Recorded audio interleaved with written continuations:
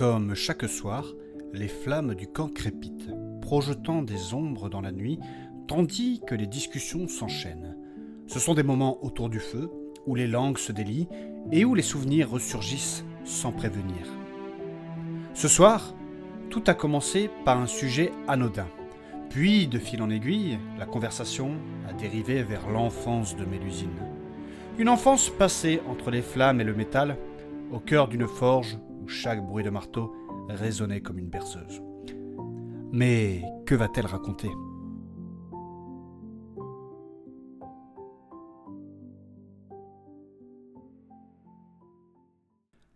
Avant de plonger dans cet épisode, voici une petite parenthèse.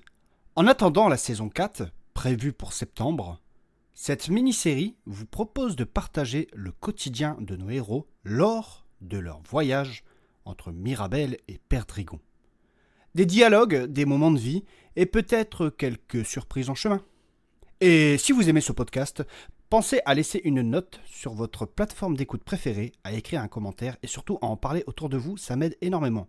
Et pour ceux qui veulent me soutenir encore plus, vous pouvez aussi me retrouver sur Tipeee. Merci à vous et bonne écoute.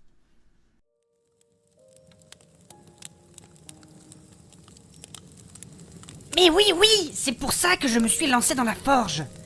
Parce que j'ai été élevé par mon père qui était forgeron. Ouais, on le sait, tu l'as déjà dit. Heureusement qu'il faisait pas le trottoir, hein. Ah, mais Kevin, comment tu parles de notre père là, t'abuses? Oh, mais ça va, je rigole, oui. Respecte-le, ça ne me fait pas rire. Ouais, il faut respecter ses nénés. Ses aînés, monsieur Rox. Cela dit, vous avez raison, il faut respecter nos aïeux. Ouais.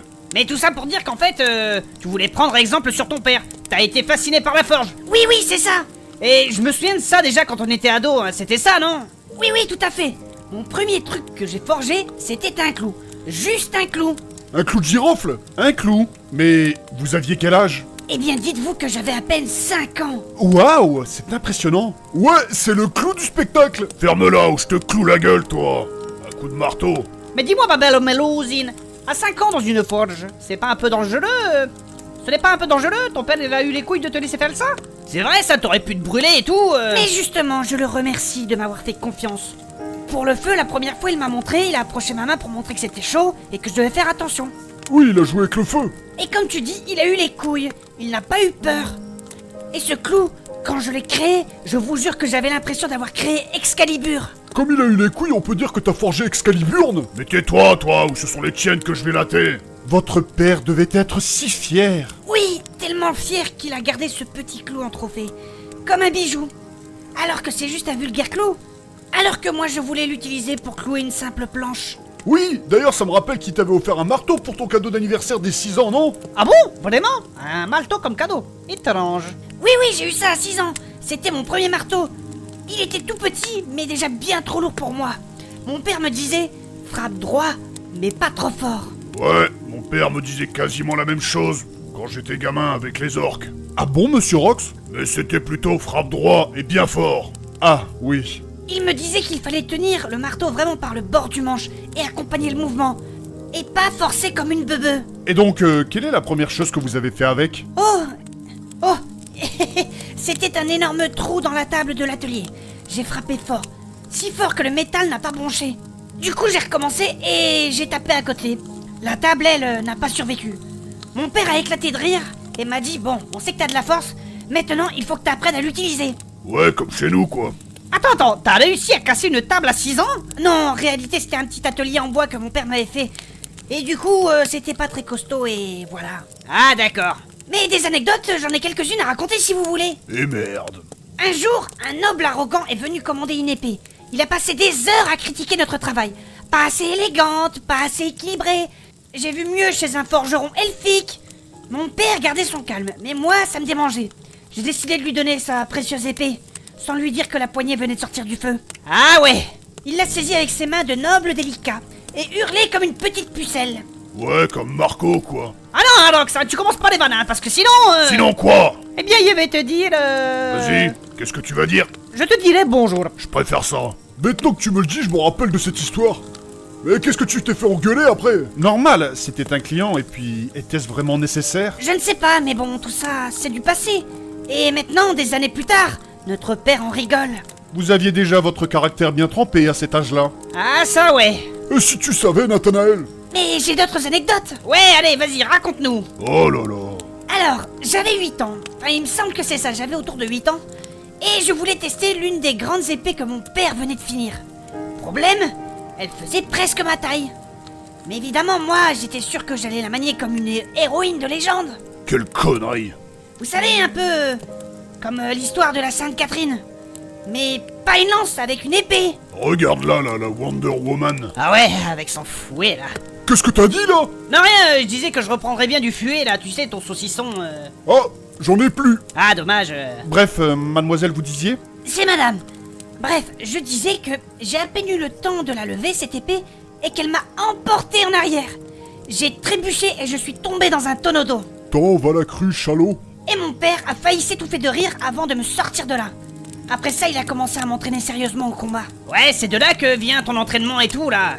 Oui, oui, tout d'abord, il m'a appris des rudiments de boxe, car tout part de là. Puis ensuite l'épée, mais j'avais une préférence pour les bons gros marteaux. Ouais, malgré que tu sois une femme, tu as bon goût. C'est bien les marteaux. Ça brise les os. On dit bien que, monsieur Rox, malgré que n'existe pas. Ta gueule. Mais du coup, vers mes 10 ans, un apprenti de mon père m'a prise de haut. Il disait que j'étais juste une gamine et que je n'avais pas ma place dans la forge. Vous savez, les hommes, avec les femmes, des fois... Ouais, le bon gars quoi. Bon, Rox, s'il te plaît, ne me coupe pas. Ouais. Mon père lui a proposé un duel à l'entraînement. Lui contre moi. L'imbécile a accepté en ricanant. 3 minutes plus tard, il était par terre, avec mon pied sur la poitrine. Et après ça, il n'a plus jamais osé me manquer de respect. Ouais, tu l'as remis à sa place. Exactement. Tarlouse. Mais dis-moi, y avait pas un autre apprenti aussi comme ça qui t'avait cassé les couilles, je sais plus pourquoi. Si, il y avait un apprenti qui me prenait la tête tous les jours. Un jour, j'ai trouvé un petit rat dans l'atelier et j'ai eu une idée. Ah. Vous savez ce que j'ai fait avec ce rat? Non, je ne sais pas. Je donne ma langue au chat. Eh bien, j'ai attendu que l'apprenti tourne le dos et j'ai glissé ce rat dans sa boîte à outils. Oh, mais il ne fallait pas trop vous chercher quand vous étiez petite. Non, du tout. Et vous savez, quand cet apprenti a ouvert sa boîte à outils, le rat a sauté en l'air et lui a couru dessus. Oui, du coup, l'apprenti était fait comme un rat. Oui, carrément, il a hurlé et a filé en courant comme un lapin paniqué. Mon père a fait semblant de me gronder, mais j'ai bien vu qu'il essayait de ne pas rire. Ouais, de mémoire, il ne l'aimait pas trop ce mec-là. Je crois que c'était toi, en fait, son apprenti préféré. Oui, mais ça ne m'empêchait pas de faire quelques conneries. Comme quoi, par exemple? Un jour, j'ai soufflé un peu trop fort sur la forge en rallumant les braises. Résultat, un nuage de cendres brûlantes m'a explosé au visage. Je n'ai pas été blessé, mais j'ai perdu mes sourcils pendant une semaine. Ah ouais. Mon père m'a dit que c'était le rite de passage de tout forgeron. Pareil que lui aussi a eu sa période sans sourcils. Ouais, je m'en souviens. On aurait dit que t'étais sous chimio. Mais bon. De quoi? Enfin bref, quand j'y repense, c'était le bon temps.